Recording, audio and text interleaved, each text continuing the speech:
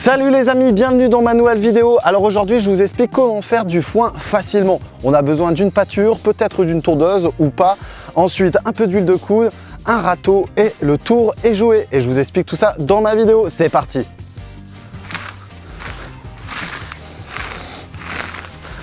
Bon, il fait chaud aujourd'hui. Idéal pour le foin.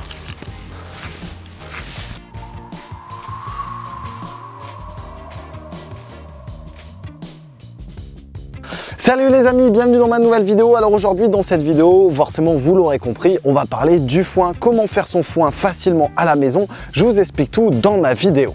Alors la première chose avant de commencer ma vidéo, c'est de bien différencier ce qui est du foin et ce qui est de la paille. Alors la paille, c'est généralement des résidus qu'on va récupérer du blé, qu'on va récupérer de l'orge pour ensuite forcément les enfagoter, faire des ballots de paille et enfin les stocker dans un endroit bien sec. Ça c'est une chose.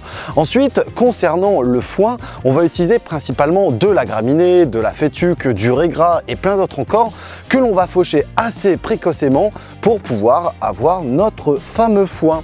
Alors ce foin, on va devoir le laisser sécher, donc c'est mon opération actuelle. Je viens de faucher. Maintenant, je suis en train de créer les andins, c'est-à-dire ces fameuses lignes qui vont permettre de créer nos fagots ou alors nos ballots de paille pour ensuite être stockés et pouvoir être apportés soit dans le jardin ou alors pour les animaux. Il est encore humide celui-là. Alors comment faire si on n'a pas de grosse machine à la maison? Vous allez pouvoir utiliser une faux qui va vous permettre de supprimer principalement les grosses branches, les grosses graminées, je vais dire ça comme ça, qui seront supérieures à 50 voire 70 cm. Alors si vous avez un petit terrain, je vous conseillerais d'utiliser une tondeuse avec un bac de récupération des tontes. Ça c'est une chose. Alors on n'aura pas le même rendu, on n'aura pas non plus le même rendement. Cependant ça peut vous apporter de quoi faire du paillage pour vos cultures.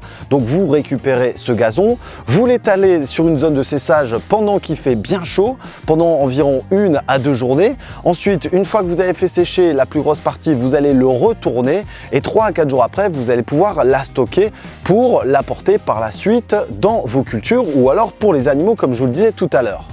Alors, à la différence de la paille qui contient quasiment entre 20 et 25% d'humidité, le foin, quant à lui, quand il sera coupé, contiendra environ 75% d'eau.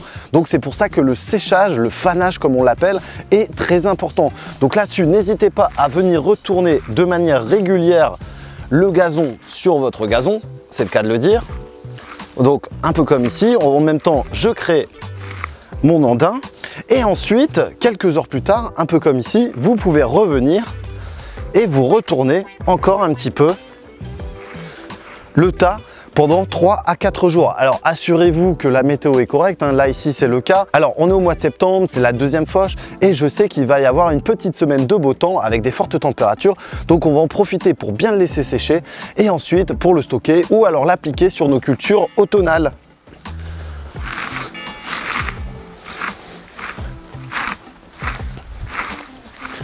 Alors concernant le travail à fournir, forcément c'est beaucoup plus important que d'utiliser des machines, ça va de soi. Cependant c'est un travail agréable, on profite du beau temps. Ça demandera quelques heures pour couper la prairie, ensuite quelques heures pour créer vos andins, ensuite quelques autres heures pour venir redéplacer vos andins et enfin récupérer. Donc c'est le travail d'une bonne demi-journée de travail pour pouvoir avoir son foin et avoir des quantités assez importantes. Ça vous évitera forcément d'acheter de la paille à mettre pour le potager ou alors d'acheter de la paille pour mettre dans le poulailler parce que les poules peuvent très bien se satisfaire du foin. Si vous avez différents animaux comme le lapin, le cochon ou alors les chevaux, vous allez pouvoir leur donner à foison ce foin.